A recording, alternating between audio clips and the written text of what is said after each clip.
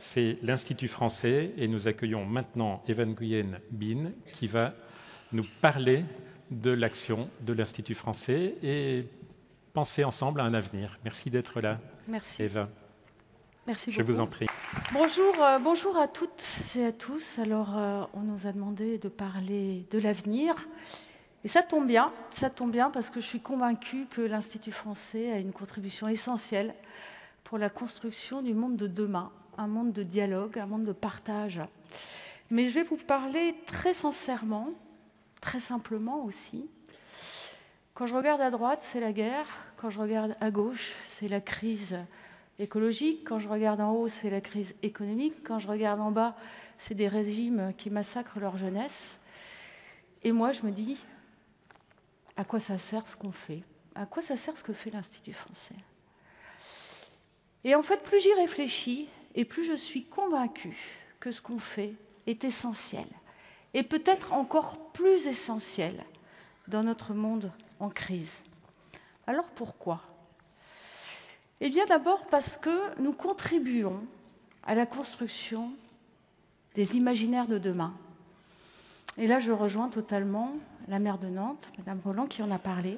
Or, ce sont les artistes, les créateurs, c'est vous qui portez ces nouveaux imaginaires dont on a tant besoin. Mais nous, à l'Institut français, nous soutenons ces créations, vos créations à l'international. Alors, pour celles et ceux qui ne nous connaissent pas, l'Institut français, c'est l'agence de la politique culturelle extérieure de la France qui œuvre pour le compte du ministère de l'Europe et des Affaires étrangères et pour le compte du ministère de la Culture dans le monde entier via les instituts français et les alliances françaises.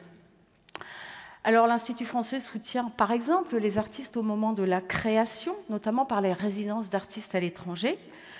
Signe des temps, signe des besoins, ces résidences d'artistes sont de plus en plus demandées. Une résidence, c'est pour un artiste une étape essentielle dans son parcours qui lui permet de s'extraire du quotidien, de prendre du recul. Et c'est sans doute encore plus important par les temps qui courent. Le réseau culturel dont j'ai parlé tout à l'heure vous propose beaucoup de résidences dans le monde, des résidences de création, des résidences de recherche, des résidences de production, de Ho Chi Minh Ville au Vietnam, au Liban, en passant par le Sénégal, Rio de Janeiro ou la Villa Albertine aux États-Unis qui couvre tout le territoire. C'est un réseau en plein développement. Et d'ailleurs, tout à l'heure, à la table ronde de l'Institut français, à 14 h au lieu unique, vous pourrez rencontrer le chorégraphe Smaïl Kanouté, qui partira dans quelques mois aux États-Unis en résidence et pourra vous dire comment on travaille avec l'Institut français et avec le réseau. Mais l'action de l'Institut français, c'est aussi le soutien à l'expression de vos filières, de vos secteurs à l'international. Alors, je ne vous apprends rien, mais je voudrais vous le confirmer, le spectacle vivant, les filières que vous représentez sont extrêmement reconnues et demandées à l'international.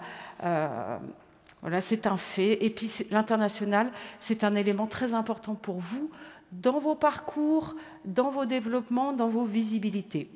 Depuis la fin du Covid, nous, on constate une demande renouvelée. Je pourrais même dire une explosion de la demande parce que voilà, le spectacle vivant, c'est parmi les premiers secteurs qui nous sont demandés à l'étranger. Évidemment, ça comprend les musiques. On le voit, nous, en nombre de dossiers qu'on reçoit pour un accompagnement, pour un soutien. Le nombre de dossiers est en augmentation constante.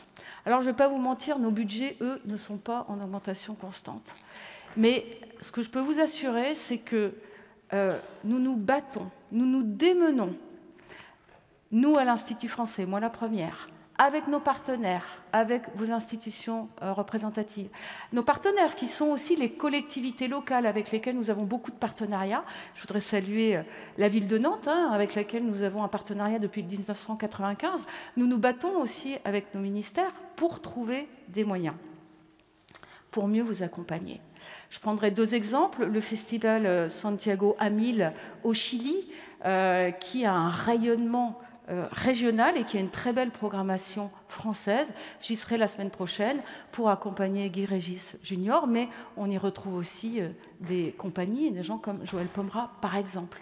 C'est aussi le temps fort sur la danse qui va démarrer bientôt aux États-Unis et qui va permettre à 20 compagnies françaises de se produire aux États-Unis. Deuxième clé d'avenir à laquelle nous contribuons, c'est la construction d'un commun. Christopher Miles en a parlé, mais nous avons besoin de connaissances mutuelles, de références communes, d'estime et de respect réciproque.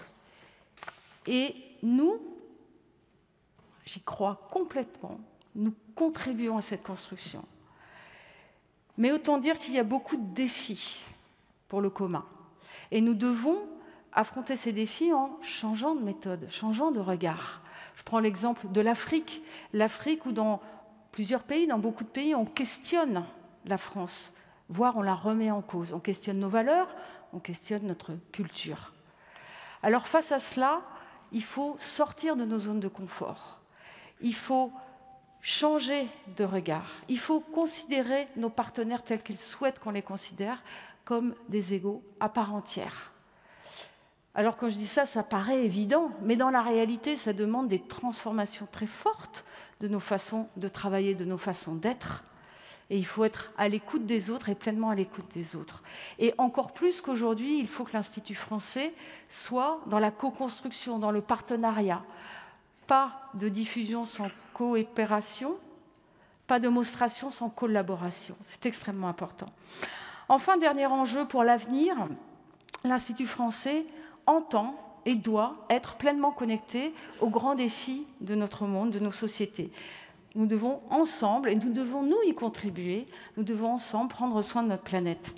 Tout le monde en a parlé, et nous aussi, on doit prendre notre part, parce que nous avons un rôle d'exemplarité, et nous avons un rôle de levier, et j'entends bien que nous le jouions. Et je souhaite que nous menions une politique volontariste, déjà sur les questions de transition écologique. On a sorti une feuille de route sur les questions de transition écologique l'an dernier. Elle est accessible sur notre site internet. Le défi est immense. Bon, les solutions ne sont pas faciles, mais nous nous engageons et nous nous emparons de ces défis. Et ça doit remettre en cause, et nous devons être acteurs de ça, notre rapport, bien sûr, au monde, mais au vivant. On a très envie, par exemple, de soutenir l'Orchestre d'Île-de-France et sa tournée qui ne se fera qu'en train. Alors ça veut dire aussi qu'on résout des problèmes comme la question du transport des contrebasses dans les trains. Des choses aussi pratiques que ça, essentielles pour la réussite. Merci beaucoup. Mais nous sommes attentifs à d'autres enjeux de société, l'inclusion, la diversité. Nous sommes très heureux de pouvoir soutenir des tournées comme celle d'Anima sur les 2 prochaines années. Anima de Maëlle Poésie et de Noémie Goutal. Pardon. Alors Anima, ça veut dire en latin l'âme, le souffle. Nous en avons besoin et la bonne nouvelle, c'est que nous en avons à revendre.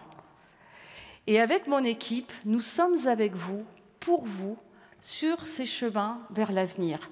Pour moi, la route, elle est claire. Elle n'est pas facile, mais elle est claire. Et on est vraiment à votre écoute pour avancer ensemble. Merci beaucoup.